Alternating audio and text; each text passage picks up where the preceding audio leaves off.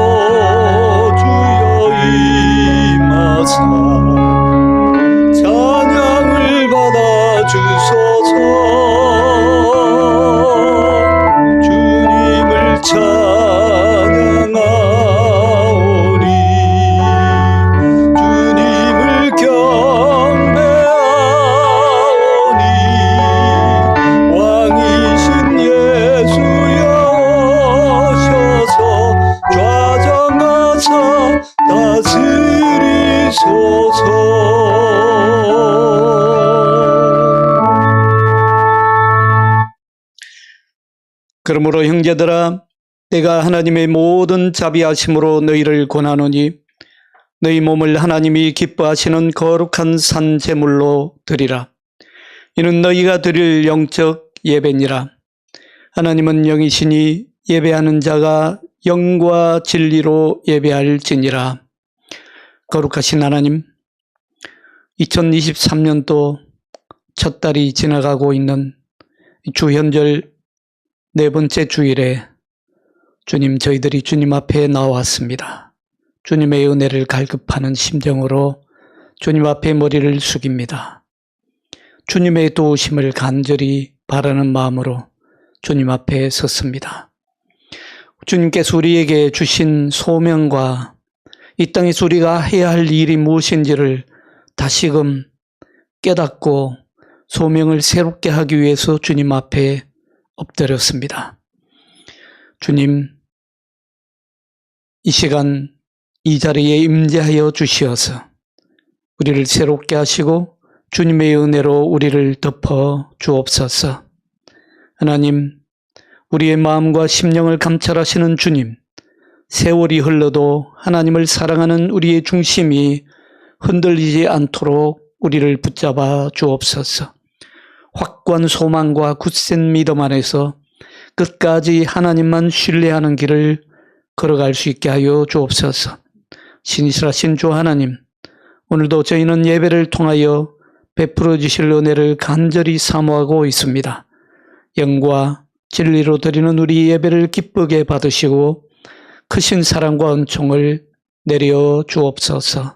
예수님의 이름으로 기원하옵나이다. 아멘.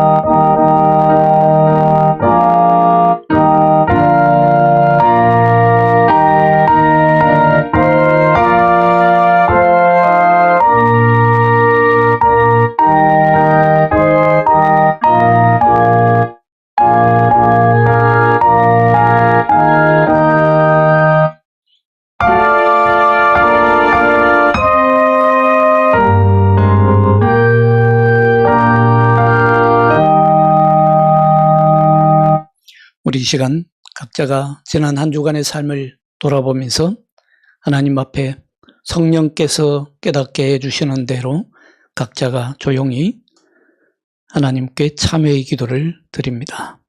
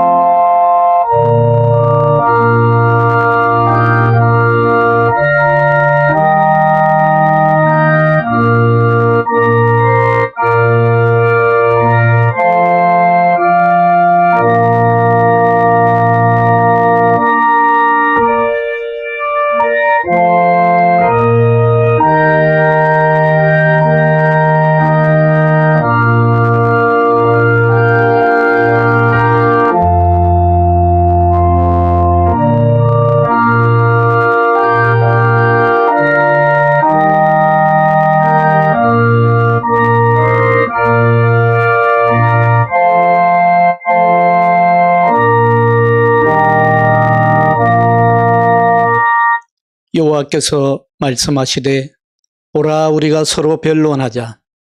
너희의 죄가 주홍 같을지라도 눈과 같이 희어질 것이요 진홍같이 붉을지라도 양털같이 희게 되리라. 아멘. 이 시간 우리 사도신경으로 우리의 신앙을 함께 고백합니다. 나는 전능하신 아버지 하나님 천지의 창조주를 믿습니다. 나는 그의 유일하신 아들 우리 주 예수 그리스도를 믿습니다. 그는 성령으로 잉태되어 동정녀 마리아에게서 나시고 본디오 빌라도에게 고난을 받아 십자가에 못 박혀 죽으시고 장사된 지 사흘 만에 죽은 자 가운데서 다시 살아나셨으며 하늘에 오르시어 전능하신 아버지 하나님 우편에 앉아 계시다가 거기로부터 살아있는 자와 죽은 자를 심판하러 오십니다. 나는 성령을 믿으며 거룩한 공교회와 성도의 교제와 죄를 용서받는 것과 몸의 부활과 영생을 믿습니다. 아멘. 우리 다 같이 교동문 9번 찬송가 뒤에 있는 교동문 9번으로 함께 성시 교독합니다. 교동문 9번입니다. 여호와여 주의 장막에 머무를 자 누구오며 주의 성산에 사는 자 누구오니이까. 정직하게 행하며 공의를 실천하며 그의 마음에 진실을 말하며 그의 혀로 남을 허물하지 아니하고 그의 이웃에게 악을 행하지 아니하며 그의 이웃을 비방하지 아니하며 그의 눈은 망령된 자를 멸시하며 여호와를 두려워하는 자들을 존대하며 그의 마음에 서원한 것은 해로울지라도 변하지 아니하며 이자를 받으려고 돈을 부어주지 아니하며 뇌물을 받고 무죄한 자를 해하지 아니하는 자이니 이런 일을 행하는 자는 영원히 흔들리지 아니하리이다. 아멘. 찬송가 20장을 함께 찬송합니다. 찬송합니다.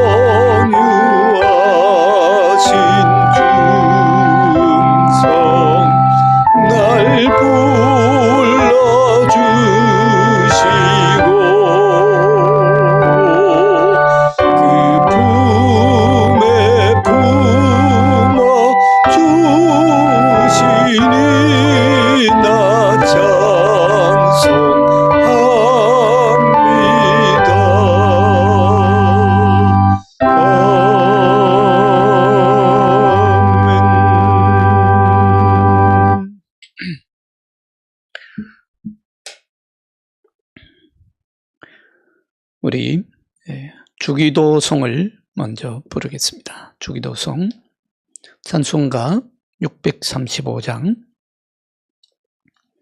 찬송가 635장입니다.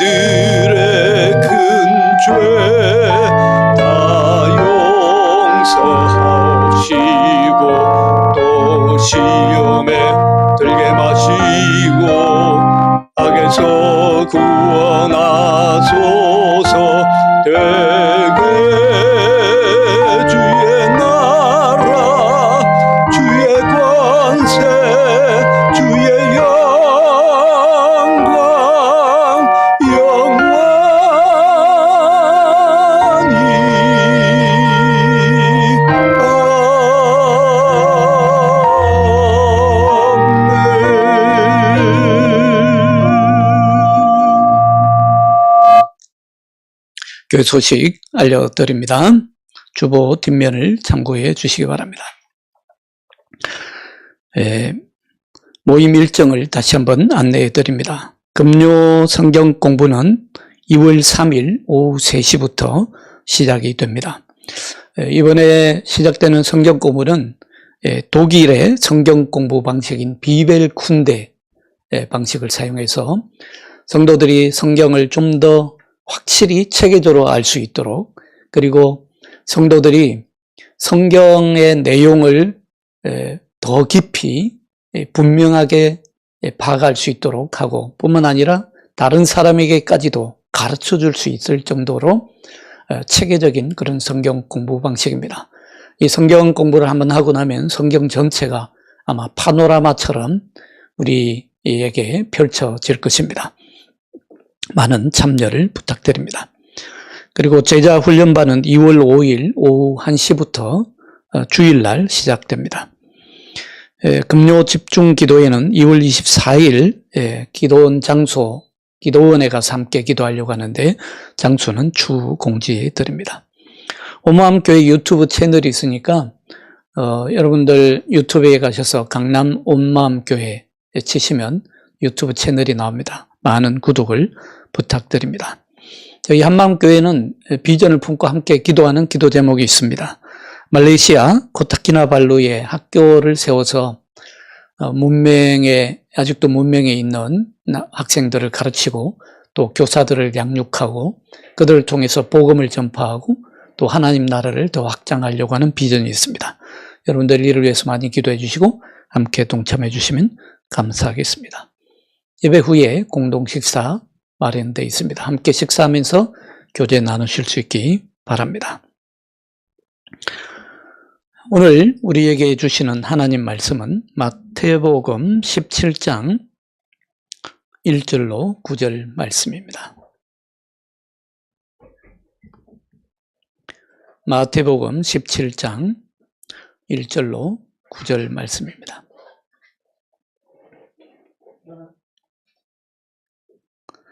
마태복음 17장 1절로 9절 말씀.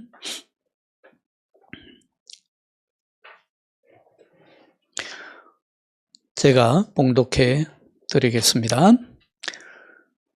엿새 후에 예수께서 베드로와 야고보와 그 형제 요한을 데리시고 따로 높은 산에 올라가셨더니 그들 앞에서 변형되사 그 얼굴이 해같이 빛나며 옷이 빛과 같이 희어졌더라. 그때에 모세와 엘리야가 예수와 더불어 말하는 것이 그들에게 보이거늘 베드로가 예수께 여쭈어 이르되 주여 우리가 여기 있는 것이 좋사오니 만일 주께서 원하시면 내가 여기서 초막 셋을 쥐되 하나는 주님을 위하여 하나는 모세를 위하여 하나는 엘리야를 위하여 하리이다. 말할 때에 호련히 빛난 구름이 그들을 덮으며 구름 속에서 소리가 나서 이르시되 이는 내 사랑하는 아들이요 내 기뻐하는 자니 너희는 그의 말을 들으라 하시는지라. 제자들이 듣고 엎드려 심히 두려워하니 예수께서 나와 그들에게 손을 대시며 이르시되 일어나라 두려워하지 말라 하시니 제자들이 눈을 들고 보매 오직 예수 외에는 아무도 보이지 아니하더라. 그들이 산에서 내려올 때에 예수께서 명하여 이르시되 인자가 죽은 자 가운데서 살아나기 전에는 본 것을 아무에게도 이르지 말라 하시니 아멘. 네. 이 시간 예배를 위해서 김민규 집사님 나와서 기도하시겠습니다.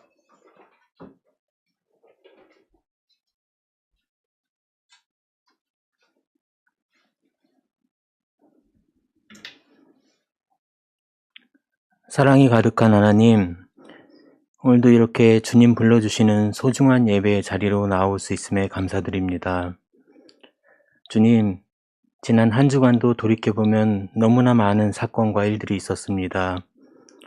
지나고 보면 모든 것이 주님의 계획 안에서 벌어지는 일들임에도 불구하고 스스로 고군분투하며 불안과 염려에 쌓이며 살아간 것은 아닌지 회개하게 됩니다.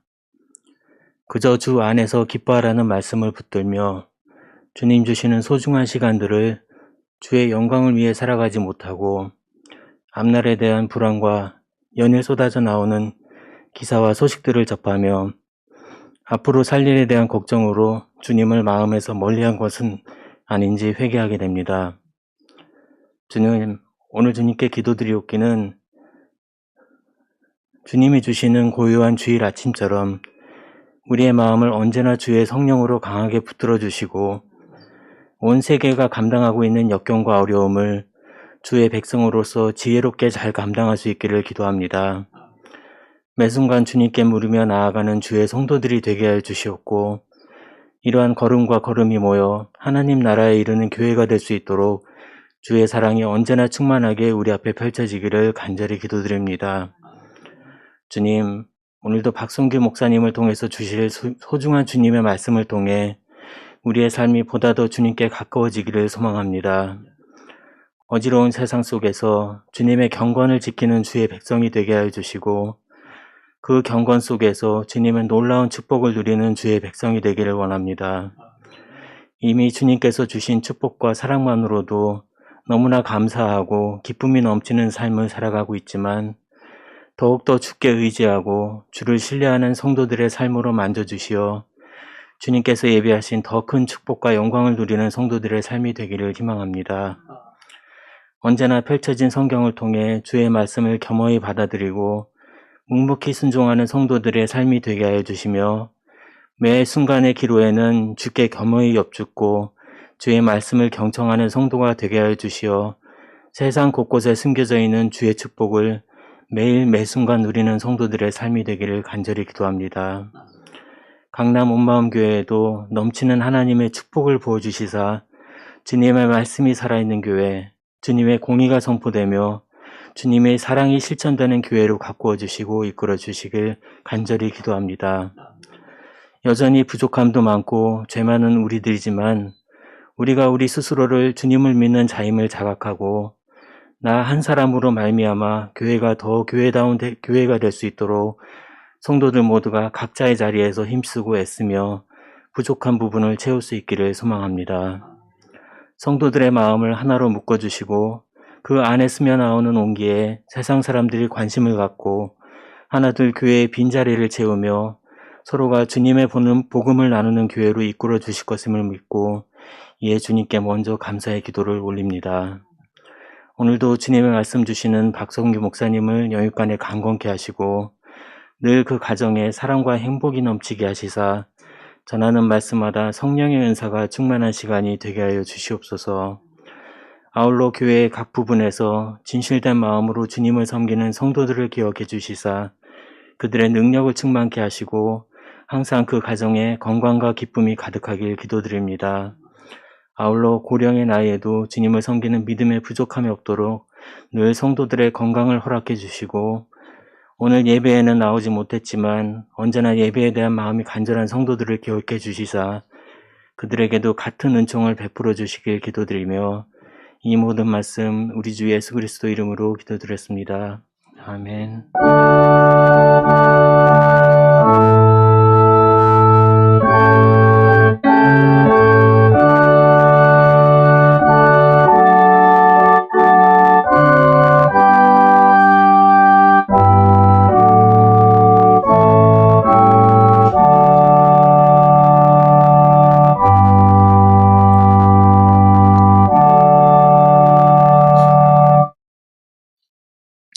네, 오늘 마태복음 17장 1절로 9절 말씀으로 함께 은혜를 나누고자 합니다.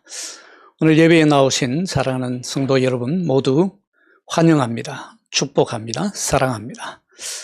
저는 여러분들 높은 산에 올라본 경험이 있습니까? 저는 젊었을 때에 산을 특히 좋아해서 한국의 웬만한 산이란 산은 다 올라보았습니다.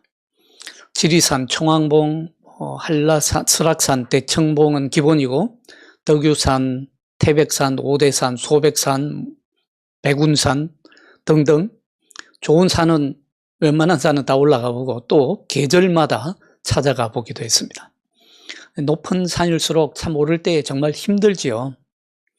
다리가 후들거리고 배도 고프고 그래서 항상 비상식량을 가지고 다녀야 되고 중간에 쉬고 싶고 또 포기하고 싶은 순간도 많이 있습니다. 그런데 그 모든 어려움을 다 이기고 산 정상에 딱 올라서는 순간에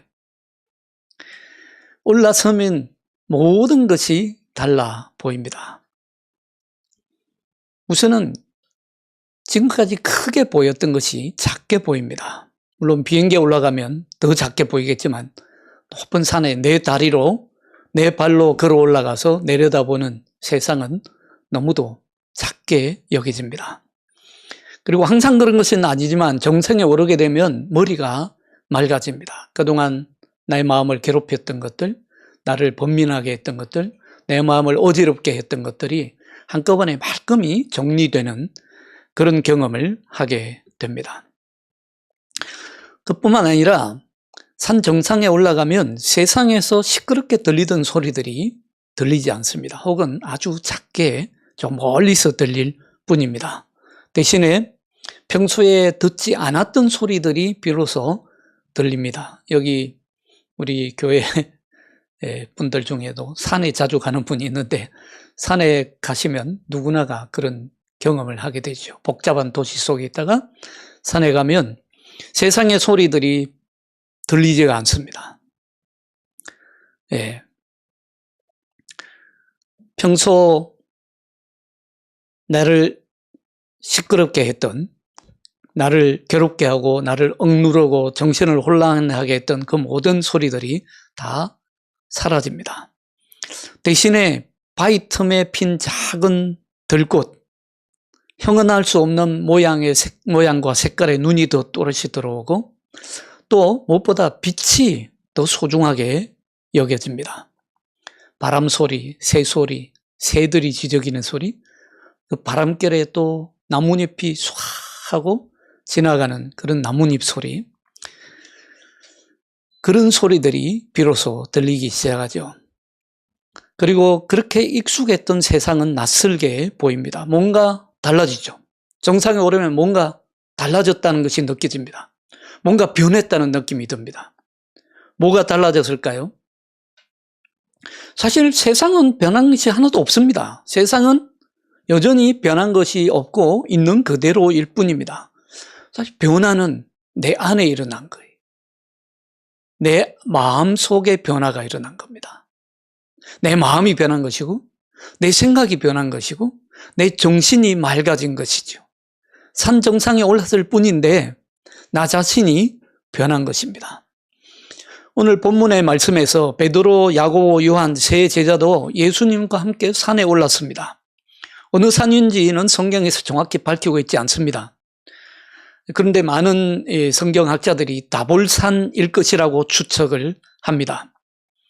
다볼산이 변화산일 것이라는 그런 전통적인 견해에 힘입어서 콘스탄티누스 황제의 어머니 헬레나는 서기 326년경에 이 다볼산 정상에 교회를 세웁니다.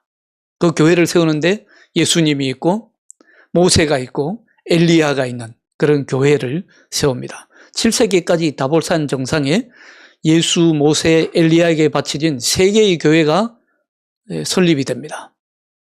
그 높은 산에 이걸 기념해서 세운 교회들이죠. 그 이후로 전쟁이 일어나면서 파괴되고 새로 건립되고를 계속 반복하다가 이곳에 변모교회가 세워지게 됩니다. 아무튼 오늘 성경 말씀은 베드로가 가이사라 빌립보에서 주는 살아계신 하나님이시여 살아계신 하나님의 아들이시니다 라고 고백한 후 6일이 지나서 예수님은 세 제자를 데리고 변화산에 오르십니다. 이 세 제자에게는 정말 꿈과 같은 경험이지 않겠어요? 예수님과 함께 산을 오른다는 것 자체만 해도 얼마나 좋았겠습니까?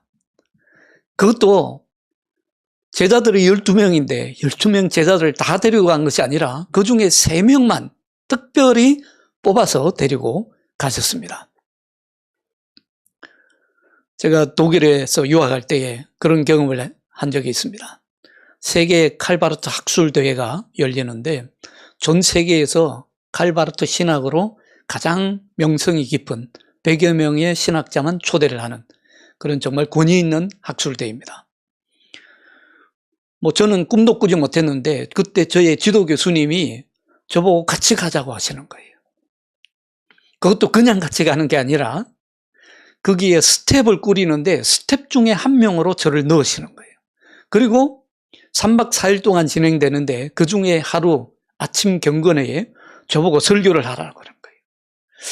사실 생각해 보십시오. 거기는 아주 뛰어난 독일 학생들도 많이 있고 독일 제자들도 많이 있고 그리고 저보다도 훨씬 먼저 오신 선배, 한국 선배 유학생도 있었습니다.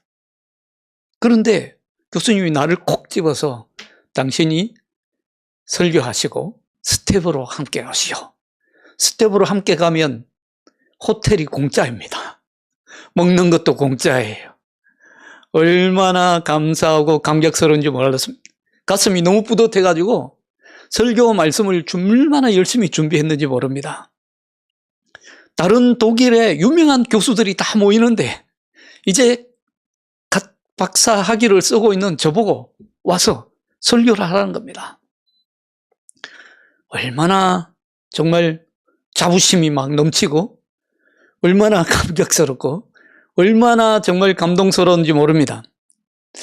제가 오늘 성경 말씀을 읽으면서 베드로와 야고보하고 요한이 이 세자가 딱 그런 기분이지 않았을까? 아니, 그거보다 제가 느낀 감동보다도 한 10배는 넘쳤으리라 생각됩니다. 아니, 한 100배는 됐을 것 같아요. 예수님이 산에 오르시는데 제자들이 다 12명이나 있는데 그 중에 딱 셋만 택해서 특별히 선별해서 데려가십니다. 그 중에 한 명이 자기입니다. 산이 아무리 험한들, 아무리 높은들, 발걸음이 정말 춤을 추듯이 걸어갔지 않았겠어요? 너무도 흥겨웠을 것입니다. 전혀 힘들다는 생각을 하지 않았을 겁니다. 그런데 변화산에 오르자 예수님의 모습이 변형이 되십니다. 변모하십니다. 이거는 제자들이 지금까지 예수님의 제자들이 예수님과 함께 공생의 길을 걸어가면서 계속 예수님을 따라다니면서 동고동락하면서 예수님께 배웠지만 이런 경험은 처음입니다. 아무도 하지 못했습니다. 아주 특별한 경험입니다. 특별히 제가 생각할 때 산은 이런 경험을 하기에 아주 적절한 장소일 것이라고 생각됩니다. 우리 원마음 교회에서 한 달에 한 번씩 기도원에 가서 기도하려고 하는데 산에 가서 산기도 해본 분들만이 압니다. 안 해본 분들은 몰라요. 이런 경험은 우리가 시장에서 할 수 있는 경험이 아니죠. 뭐 대형 마트에서 아니면 뭐 축구 스타디움에서 할 수 있겠습니까? 아니면 화려한 쇼윈도에서 할 수 있는 경험도 아니죠. 심지어는 교회에서조차도 하기 어려운 경험입니다. 한번 생각해 보세요. 만약에 예수님이 뭐 축구 스타 경기장에서 화려한 조명을 받으면서 이런 변화를 보셨다고 한다면 예수님의 변화된 모습이 제자들의 눈에 제대로 들어오기나 했겠습니까? 축구에 더 관심이 컸겠죠. 더구나 이런 경험은 너무도 개인적인 경험입니다. 오늘 본문에 따르면 예수님은 아마도 이런 경험을 아무나 하기를 바라지 않으셨던 것으로 보입니다. 우리가 읽은 9절 마지막 절에 보면 인자가 죽은 자 가운데서 살아나기 전에는 본 것을 아무에게도 이르지 말라라고 당부하십니다. 그러니까 너희 셋만 특별히 알고 있어라라는 말씀이죠. 그래서 예수님은 특별히 신실한 3명의 제자만 택하고 데리고 가신 것입니다. 이 말씀을 보면서 저는 그런 생각을 하게 됩니다. 여러분들은 어떻게 이 말씀을 보고 느끼셨는지 모르겠어요. 세상에는 예수님을 알고 예수님과 관계된 아주 여러 종류의 사람들이 있구나 하는 것을 저는 깨닫게 됩니다. 예수님이 이 땅에 오셔서 십자가를 지시고 부활하신 사건, 그것은 복음 중에 복음이고 그것만이 모든 복음을 해명해주고 설명해주는 핵심입니다. 그건 변함이 없습니다. 그런데 그 예수님을 알고 그 예수님과 관계를 맺는 사람들은 여러 부류가 있습니다. 첫 번째는 예수님을 구경하러 다니는 구경꾼이 있습니다. 늘 구경만 합니다. 아무런 자기와 상관이 없습니다. 심지어는 예수님을 방해하고 예수님을 죽이려고 하는 그런 사람들도 있습니다. 예수님을 십자가에 못 박겠다고 아예 작정하고 달려드는 사람들도 있습니다. 오늘 우리가 세상에서 교회를 비방하는 정도를 넘어서 예수님을 비방하고 하나님까지도 모욕하려고 하는 그런 사람들이 해당된다고 볼 수 있겠습니다. 그런가 하면 또 예수님을 믿는다고는 하지만 실제로는 믿지도 않고 따르지도 않으면서 그저 주여 주여 맨날 주여 주여 이름만 부르는 사람들이 있습니다. 예수님은 그런 사람들을 향해서 주여 주여 하는 자마다 천국에 올 자가 아니라고 말씀하십니다. 자, 그런가 하면 정말 예수님을 따르는 제자된 사람들이 있습니다. 그런데 오늘 말씀을 보니까 제자라고 다 똑같은 제자가 아닙니다. 특별히 예수님의 관심과 사랑을 많이 받는 그런 제자가 있고 특별히 예수님이 신뢰하는 제자가 있습니다. 오늘 이 시간 우리 잠깐 한번 생각해 보시죠. 나는 어떤 부류에 속합니까? 나는 어떤 제자입니까? 예수님이 변화산에 올라가실 때에 나는 예수님이 정말 함께 데리고 가고 싶은 그런 제자 중에 한 명입니까? 여러분 정말 간절히 바라기는 여러분 모두가 예수님께서 꼭 데리고 가시고 싶은 3명의 제자 중에 한 명이 되시기를 간절히 축원합니다. 그런가 하면 이런 생각을 해보게 됩니다. 하나님은요, 우리가 하나님을 믿는 것을 참 좋아하십니다. 하나님을 신뢰하고 하나님을 찬양하고 하나님을 영광스럽게 하는 것을 참으로 좋아하십니다. 그러나 다른 한편으로 생각해 보면요, 하나님도 우리를 믿고 싶어 하십니다. 하나님도 우리를 믿는 것을 참으로 좋아하세요. 예수님은 우리를 특별히 믿고 신뢰하기를 좋아하십니다. 오늘 성경 말씀을 보면 참으로 예수님도 우리를 정말 신뢰하고 싶어 하시는구나. 하나님의 마음을 알 수 있습니다. 예수님이 제자 3명을 데리고 산에 오르실 때 베드로, 안드레, 야고보 정말 신이 나서 춤이라도 추고 싶은 심정이고 가슴이 너무 뿌듯해서 하늘을 나는 그런 기분이 아니겠습니까? 그렇지만 거꾸로 생각해 보면 예수님도 지금 얼마나 마음이 흐뭇하고 뿌듯하셨을까? 그런 생각을 해보게 됩니다. 왜 그러냐면 예수님은 사람을 얻으시려고 이 세상에 오셨잖아요. 사람 살려서, 사람 만들고, 사람을 통해서 하나님 나라 전하고, 사람을 통해서 하나님 나라 확장하시려고 오신 것이잖아요. 결국 예수님에게서 가장 소중한 것은 사람이고요. 그 중에 정말 소중한 사람은 제자입니다. 예수님이 하나님 나라 일을 하는 방법이 제자 삼는 것이었습니다. 예수님께는요, 한 명의 제자가 5,000명의 무리보다 훨씬 더 가슴 뿌듯한 기쁨이었을 것입니다. 그러고 보면 예수님이 오셔서 천국 복음을 선포하자마자 가장 먼저 하신 일이 제자들을 부르신 일이었잖아요. 베드로를 부르고 야고보를 부르고 세리, 마태도 부르고 가장 먼저 하신 일이 제자를 부르신 일이었습니다. 그래서 제자 12명을 불러서 그동안 하나님 나라를 전하시고 가르치시고 동거동락 하시면서 열심히 훈련시켰습니다. 그리고 이제 정말 중요한 포인트, 전환의 포인트가 왔습니다. 예수님이 변화산에 오르셔서 뭔가를 보여주실 정말 결정적인 전환 포인트가 왔는데 그 변화산에 오르시면 예수님은 이미 모세와 엘리야를 만나시리라는 것을 알고 계셨을 것입니다. 모세와 엘리야를 만나게 될 텐데 12명의 제자 가운데 예수님이 정말 가장 신뢰하고 가장 믿고 싶고 가장 마음 든든한 이 제자 3명을 함께 데리고 가십니다. 내 제자 중에 제자입니다. 예수님도 얼마나 마음이 뿌듯하셨겠어요. 저들도 제자들도 예수님이 변화된 모습을 보게 될 것이고 모세와 엘리야도 보게 될 것입니다. 얼마나 자랑스럽겠습니까?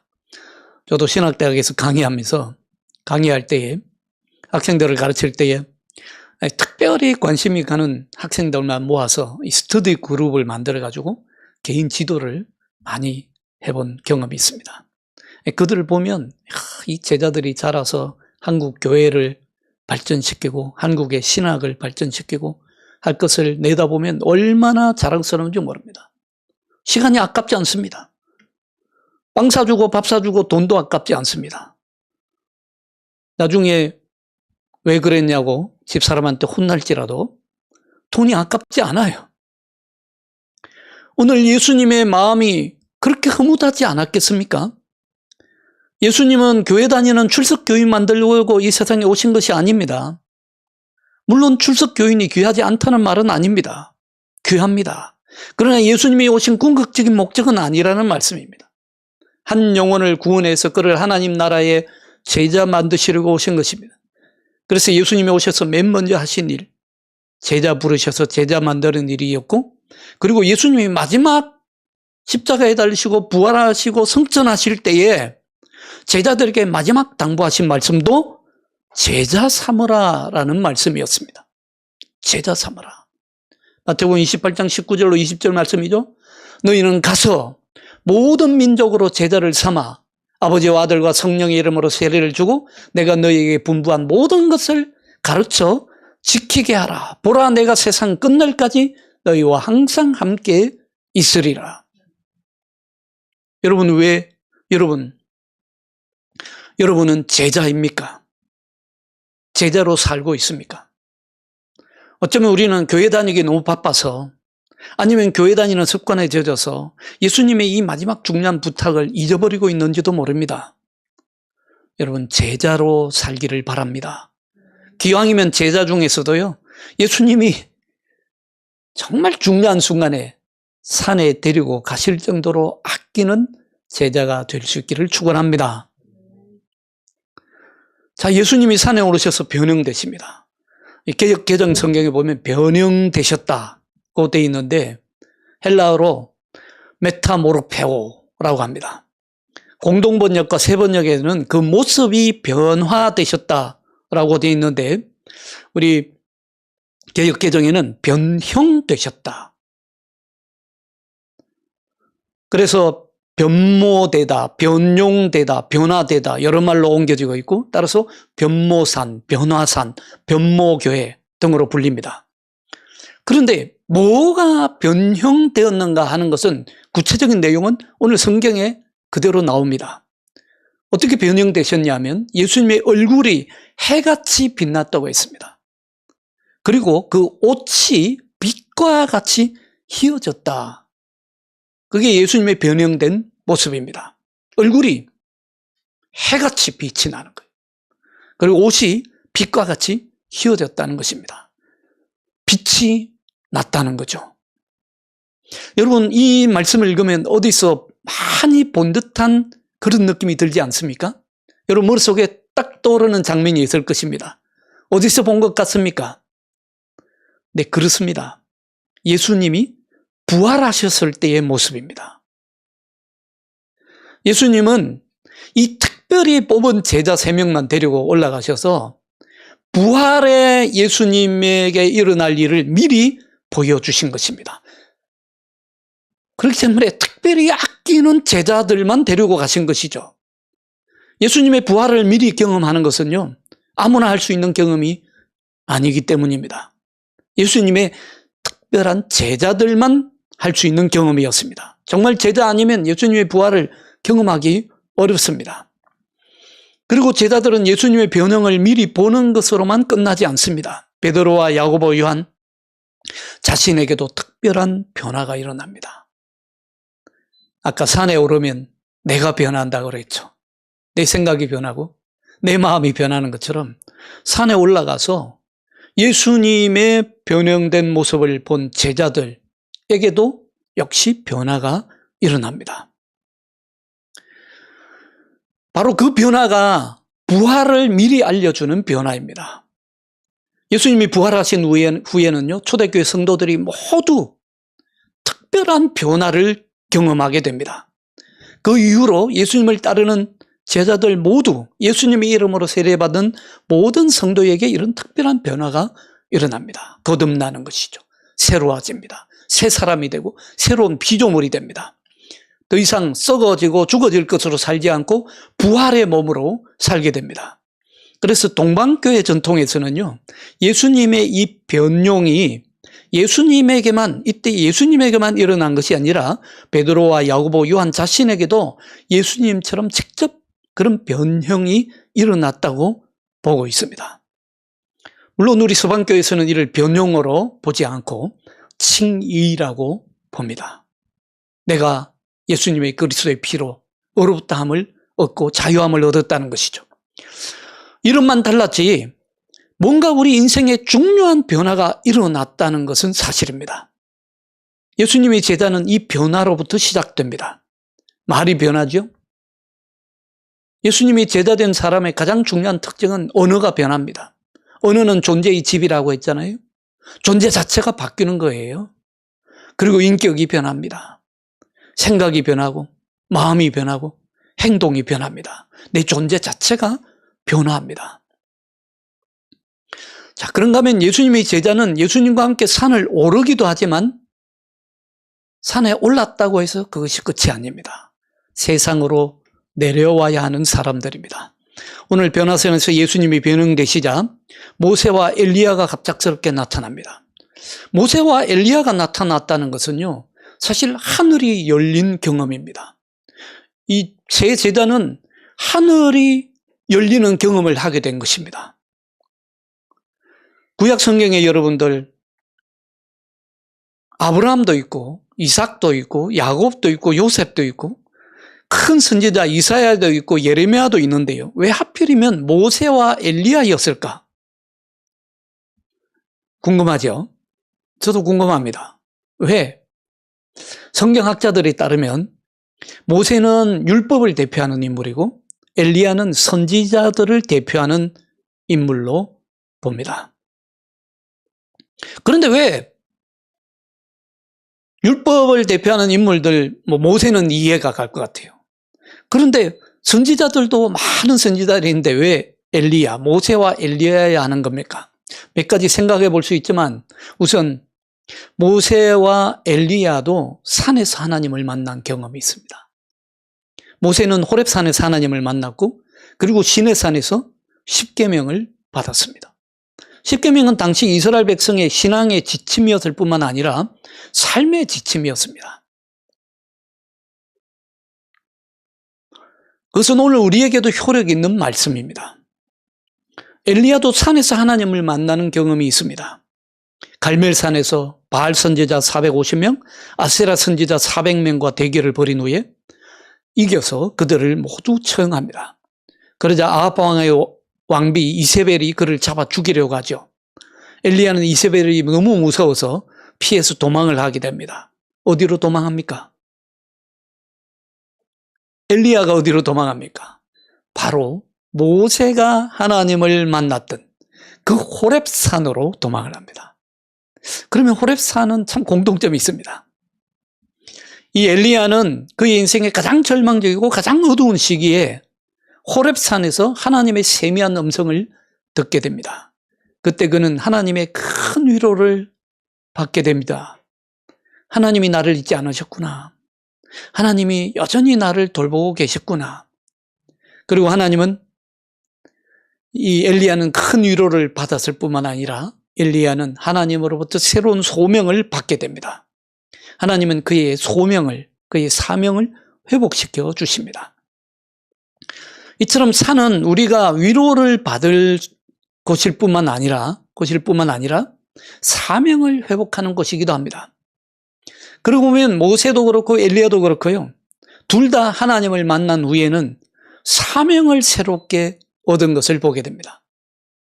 모세는 이스라엘 백성을 출애굽시키라는 사명을 받게 되고 엘리야는 자신의 후계자 엘리사를 세워서 계속 하나님의 말씀을 전하는 일을 하게 하고 그리고 나라의 새로운 지도자를 세우라는 사명을 얻게 됩니다. 자, 오늘 예수님께서 변화산에 오르셔서 특별히 모세와 엘리야를 만나신 것도 이와 관련이 있을 것입니다. 단순히 산에 올랐다고 하는 그 형식도 그렇지만 무엇보다도 중요한 것은 거기서 변화되고 거기서 사명을 회복했다는 것이죠. 오늘 베드로는 너무 기분이 좋았습니다. 베드로의 경험은 세 단계로 나눠볼 수 있습니다. 첫 번째는 예수님과 함께 가는 것만도 가슴 벅차고 뿌듯합니다. 그런 단계입니다. 두 번째 단계는 산에 올라가서 예수님의 변형되는 모습에 놀라고 더구나 모세하고 엘리야가 예수님과 더불어 대화하는 것을 보고 더 놀랍니다. 기분이 너무 째졌습니다. 감격했습니다. 세 번째 단계는 빛나는 구름 속에서 하나님의 음성을 듣게 되는 단계입니다. 이 세 번째 단계가 가장 놀라운 사건이었을 것입니다. 우리의 신앙의 단계도 이와 비슷합니다. 처음에 예수님 만나면 그저 예수님과 함께라는 사실만으로도 가슴이 벅차지요. 그 다음에는 성령 체험도 하고 방언도 하고 내 자신이 변화되는 것에 감격하고 기쁨이 넘칩니다. 베드로가 여기가 좋사오니 라고 말했던 딱 그런 기분입니다. 계속 여기에 머물러 살았으면 좋겠습니다. 초막셋을 짓고 여기에 계속 머물러 있었으면 좋겠습니다. 딱 이대로가 좋습니다 하는 그런 신앙의 단계입니다. 지금 이 순간을 영원히 놓치고 싶지 않습니다. 산에 내려가고 싶지 않습니다. 가끔은 산행을 하다 보면 그런 순간이 있습니다. 야, 여기에 집 짓고 살았으면 딱 좋겠다 싶은 그런 순간이 있습니다. 우리가 이거를요 종교적으로 표현하자면 이런 순간을 가리켜서 종교적 엑스타시라고 부릅니다. 종교적 황홀경이라고 합니다. 신앙생활 하다 보면 누구나 이런 종교적 황홀 체험을 한 번쯤은 하게 됩니다. 그러나 우리 신앙이 거기서 멈춰서는 안 됩니다. 우리가 이 종교적 황홀경이라는 경험이 필요하기는 합니다만은 종교적 황홀경의 경험은요 계속되는 것이 아닙니다. 특별한 순간에 산에 올라갔을 때에 체험하는, 아무나 체험하는 그런 것도 아닙니다. 그리고 금방 물거품처럼 꺼질 수도 있습니다. 그런데 이 종교적 황홀경에만 중독이 되어서 이것만 계속 찾으려고 하면요, 신앙이 더 이상 앞으로 나아가지 못합니다. 이걸 우리가 알아야 합니다. 그 다음에 경험이 중요합니다. 하나님의 계시의 음성을 듣게 됩니다. 하나님의 계시의 음성은요, 계속 종교적 체험을 하라, 종교적 황홀경에 빠져 살아라, 이런 계시의 음성은 거의 없습니다. 주로 하나님의 계시의 음성은요, 가라, 가서 모든 민족으로 제자를 삼으라, 아니면 하라, 이런 말씀일 수 있습니다. 오늘 제자들이 들은 소명의 말씀은 무엇입니까? 너희는 그의 말을 들으라 라고 하는 계시의 음성이었습니다. 예수님의 음성을, 말을 들으라는 것입니다. 그 어떤 순간이 오든 예수님의 말씀을 듣고 그 말씀대로 지켜 행하라라는 계시의 말씀이었습니다. 여러분, 하나님의 음성을 직접 듣는다면 어떻겠습니까? 만약에 여러분이 직접 오늘 갑자기 기도하는데, 아니면 길을 가는데 갑자기 하나님의 음성이 들린다면 어떻겠습니까? 너무 감격하고 기뻐서 어쩔 줄 몰라 할 수도 있습니다. 그러나 한편으로는요, 하나님의 음성을 듣는 사람 두려워합니다. 성경에요, 하나님의 음성을 듣고 두려워하지 않은 사람이 한 사람도 없습니다. 하나님이 나에게 뭘 원하시는 것이지? 나에게 무슨 일이 일어나는 것은 아닐까? 하나님이 도대체 나에게 왜 이러십니까? 너무도 두렵습니다. 그래서 베드로하고 함께한 두 제자는 너무도 두려워서 얼굴을 땅에 붙이고 기절하듯이 엎드립니다. 이거는 모세와 엘리야를 눈으로 보게 되는 그런 체험하고는 비교도 안 되는 전혀 다른 차원의 경험입니다. 세 명의 제자들은 비로소 하나님 만나는 경험을 하게 된 것이죠. 호렙산의 모세와 엘리야처럼 하나님의 음성을 듣게 된 것입니다. 두려워 난 나머지 너무 혼절할 정도로 엎드려 있는데 예수님께서 저들에게 손을 대시며 말씀하셨을 때에 비로소 고개를 들 수 있었습니다. 예수님 말씀하십니다. 일어나라, 두려워하지 말라. 부드러운 예수님의 손길로 어루만지시면서 그들을 깨우십니다. 일어나라, 이제 우리가 산을 다시 내려갈 때가 되었다. 베드로야, 여기다가 초막집을 짓고 여기가 아무리 좋다고 여기 계속 머물러 있어서는 안 된다. 일어나라. 세상으로 다시 내려갈 때가 되었다. 세상을 더 이상 두려워하지 말아라. 두려워하지 말라 하십니다. 내가 너희와 항상 함께 하리라 하십니다. 내가 세상을 이겼으니 너희도 세상을 이길 것이다 말씀해 주신 것입니다. 여러분, 예수님, 우리 주님도 잘 아십니다. 이 세상에 얼마나 험하고 되는 일을 안 될 때도 많고 내 마음대로 안 되는 일도 많고 때로는 정말 절망스러운 순간도 많고 뭔가 하나 내 마음대로 안 되는 그런 순간들 많이 있는 거 우리 주님 잘 아십니다. 그럼에도 불구하고 일어나라, 두려워하지 말라, 세상을 향해 나아가라 하십니다. 아무리 산이 좋아도 세상에는 하나님께서 우리에게 맡기신 사명이 있습니다. 주일날 교회 가서 예배하는 것이 아무리 좋아도요, 교회 안에 집 짓고 살 수는 없습니다. 하나님은 우리를 세상으로 보내시기를 원하십니다. 예수님은 제자들을 계속 보내셨습니다. 뱀같이 지혜롭고 비둘기같이 순결하라 당부하시면서 보내시고 모든 민족으로 제자를 삼으라 부탁하시면서 우리를 세상으로 보내십니다. 주님의 부탁을 받는 제자는요, 특별한 제자이고 행복한 제자입니다. 사랑하는 여러분, 현대의 그리스도인들은 도시 빌딩 숲속에 있는 교회만 다니다 보니까 특별한 하나님과 만남의 장소, 산을 잘 모릅니다. 여러분의 산은 어디입니까? 꼭 산에 올라갈 필요는 없지만 내가 정말 하나님을 만날, 하나님의 계시의 음성을 들을 산이 필요합니다. 그리고 내가 정말 변화될 산이 필요합니다. 오늘 우리 이점에서 영적 점검을 한번 해보실 수 있기 바랍니다. 여러분이 다시 한번 변화되고 여러분의 인생의 사명을 발견하고 또 재발견할 수 있는 여러분의 거룩한 변화산을 찾을 수 있기를 주님의 이름으로 축원합니다. 기도하겠습니다. 주님 감사합니다. 우리를 부르시고 제자 삼아 주시고 또 특별히 믿고 신뢰하는 제자로 세워주심을 믿고 감사를 드립니다. 하나님, 우리가 잊어버린 소명이 있습니까? 우리가 잠시 방치했던 하나님의 특별한 소명이 있습니까? 이 시간 우리가 다시 한번 소명의 회복이 일어나게 하여 주시옵소서. 주 예수 그리스도 이름으로 기도하옵나이다. 아멘.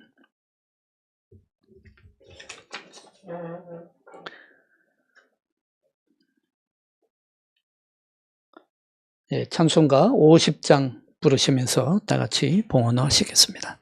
찬송가 50장입니다.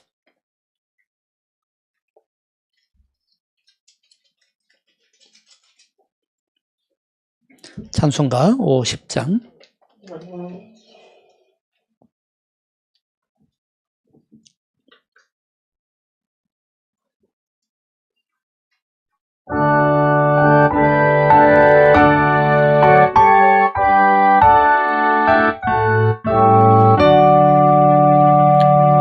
내게 있는 모든 것을 아낌없이 드리네. 사랑하고 의지하며 주만 따라 살리라. 주께 드리네. 주께 드리네. 사랑하는 구주 앞에 모두 드리네. 내게 있는 모든 것을 겸손하게 드리네. 세상 욕심 멀리하니 나를 받아주소서. 주께 드리네. 주께 드리네. 사랑하는 구주 앞에 모두 드리네. 내게 있는 모든 것을 주를 위해 드리네. 주의 성령 충만하게 내게 내려주소서.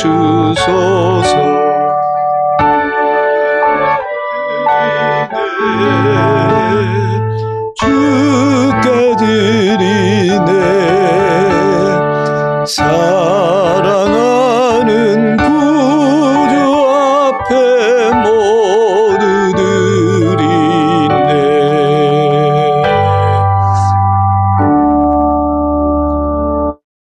하나님 아버지 감사합니다. 우리에게 생명을 주시고 우리가 호흡할 수 있게 하시고 성령으로 힘입어서 날마다 새로워지며 날마다 주님의 은혜를 새롭게 힘입게 하시니 감사합니다. 크고 놀라우신 주님의 은혜를 감사하는 마음으로 오늘도 우리의 정성을 주님 앞에 바칩니다.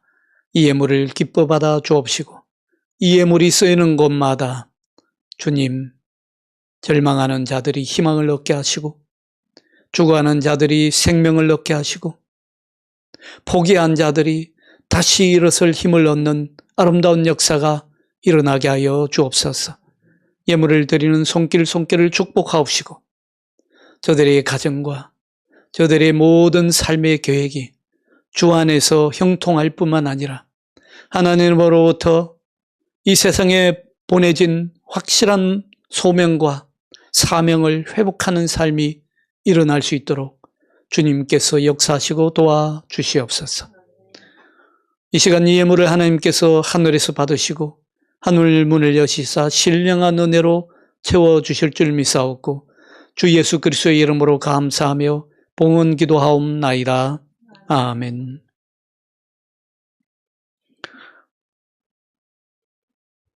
우리 다 같이 일어나서 결단과 감사의 찬송 함께 부릅니다.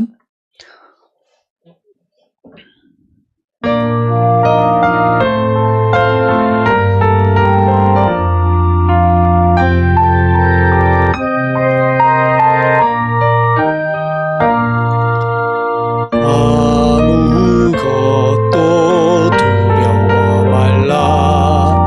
주 나의 하나님이 지켜주시네. 놀라지 마라. 겁내지 마라. 주님 나를 지켜주시네. 내 맘이 매겨워 지칠지라도 주님 나를 지켜주시네. 세상의 험한 풍파 몰아칠 때도 주님 나를 지켜주시네. 주님은 나의 산성, 주님은 나의 요새, 주님은 나의 소망, 나의 힘이 되신 여호와.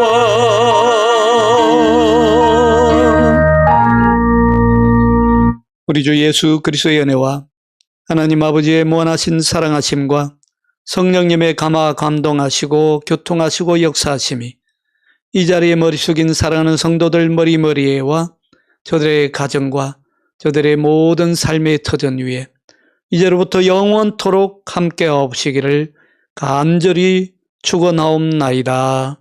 아멘.